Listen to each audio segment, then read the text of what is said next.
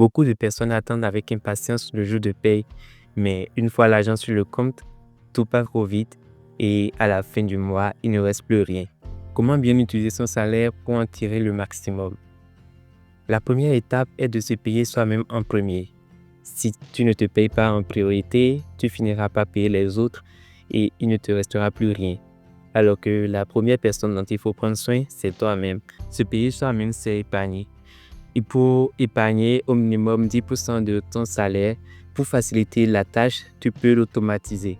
Tu peux programmer des virements automatiques de ton compte courant vers ton compte épargne et tu ne te soucieras pas de comment tu vas faire pour épargner, combien épargner. Tu sais déjà que tu l'as déjà programmé et à chaque fois que tu reçois ton salaire, ton épargne est déjà mise de côté. Si tu as un salaire variable, cela te sera moins facile d'automatiser ton épargne. Et dans ce cas, tu peux le faire manuellement. À chaque fois que tu reçois ton salaire, tu peux calculer les 10% ou bien le pourcentage que tu désires mettre de côté et l'envoyer dans ton compte épargne. Le plus important, c'est d'épargner au minimum 10% de ton revenu.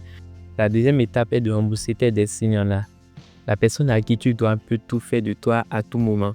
Il peut décider un jour de te réclamer son argent en public ou encore te parler comme il le.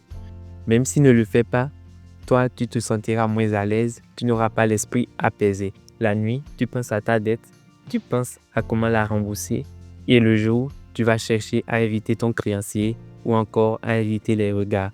Si tu as des dettes, rembourse-les en commençant par la plus importante. Commence par la dette qui a le taux d'intérêt le plus élevé. Ça va t'éviter de payer beaucoup plus d'intérêt. Si par exemple tu as deux dettes, une qui a un taux d'intérêt de 10% et une autre qui a un taux d'intérêt de 5%, n'ose pas rembourser la dette de 10% et là, tu vas pouvoir éviter de payer beaucoup d'intérêts. Dépendamment de ton revenu et de tes dépenses, tu peux consacrer 10 à 20% de ton salaire au remboursement de tes dettes. Chaque remboursement est un maillon de la chaîne financière que tu casses. La troisième étape et la dernière est de payer tes charges.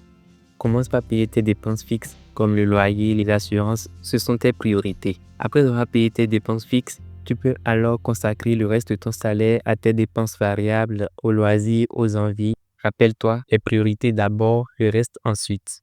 Voilà les trois étapes qu'il faut absolument pratiquer dès le jour de paye.